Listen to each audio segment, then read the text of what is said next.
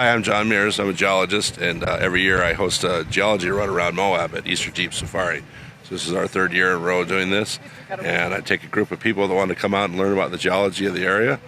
I'm a licensed geologist in the state of Utah, and kind of started my career in this area, and I enjoy coming back and showing around.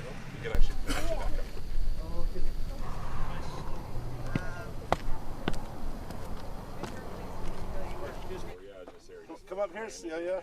Guy down. They're okay. Okay, well, this is a block that fell out of upper part of the cliff there, out of the Navajo sandstone. So this would have been a Jurassic meat-eating dinosaur, three-toed, fairly large, probably 40 feet high.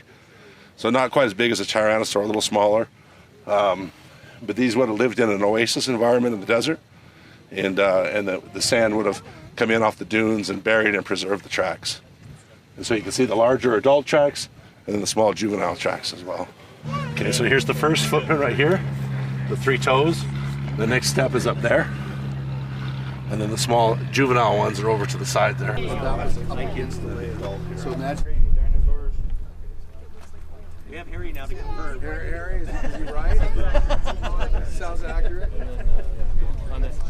I run the third annual Geology Run with John Mears here. Always a really awesome trip. Get to learn some really cool stuff about the Moab area that look at these rocks you never know about.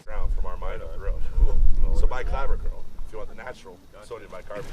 So more or less it's been stable for 65 million years here, with a slow uplift, and that's why the rivers are able to cut down through it. The plateau slowly uplifts, but it's been in a very fairly stable. But if you go to the west and you go to Water Pocket Fold or to the Uncompahgre uplift, those are buckles in the Colorado Plateau. If you get things like this where you see this doming effect, there's something underneath it that's driving it more locally rather than tectonically over. So this is a natural spring that comes out of a potash-rich area here, but it meets overflow from the ponds here. And so right in this little area here, the potassium salts crystallize out. So you can pass these around, and that's just the crystal form of what's forming in those ponds. This is just a natural stream that comes out and it crosses over a small deposit of potash, and it's reprecipitating back out in a little stream bed as it goes away from its natural source, and also mixes with a little bit of overflow from the ponds here, so you actually get some nice little crystals forming here.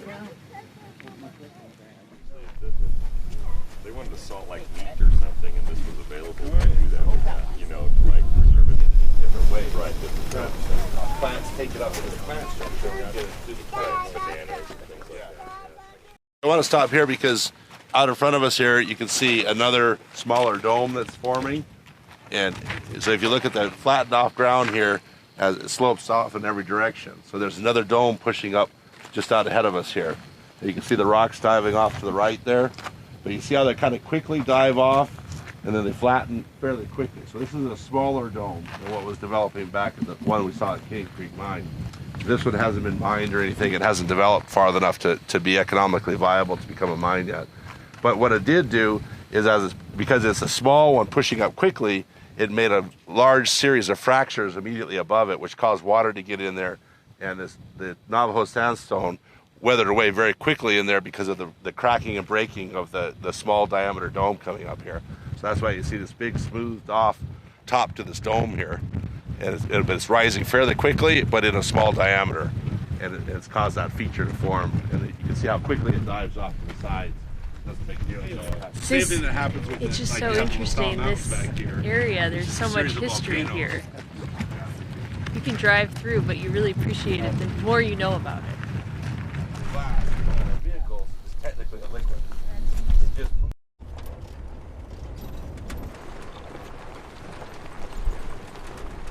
Telling me there's about 2 Japanese a year that go off the edge and Oh no, like 16 people a year will fall into the Grand Canyon. We're going to be talking about the geologic sequence layers here and how they've changed over time and gone up through the geologic units. Okay, so we're at the top of the Schaefer Trail switchbacks. So this road was built in the uranium boom days as a uranium exploration road, but also as a cutoff from the inner canyon lands back out to Green River. Because for them to go along the way we've come, it would take them a couple of days to get back to Moab and then up to Green River. So they made this road as a cutoff to Green River, so it shaved off a couple of days travel for them to get back. So it was built by, I don't remember his first name, his last name was Schaefer. He did all this with a World War II surplus cable dozer.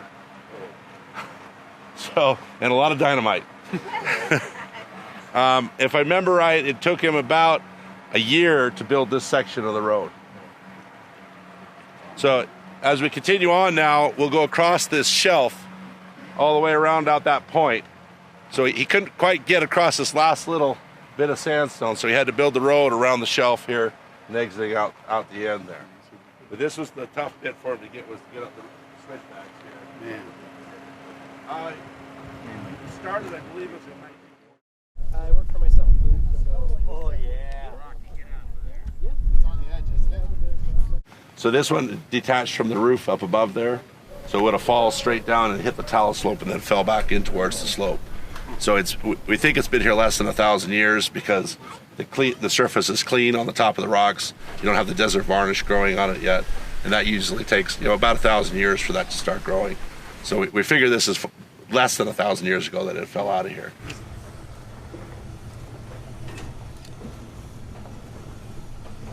This is a deeper wave ripple. See how they're bigger ripples? It's a deeper water environment. This is a conglomerate from a river that's flowing into the ocean from an estuary. So you see all the rounded little pebbles that have been flowed down the river and dumped right on the beach.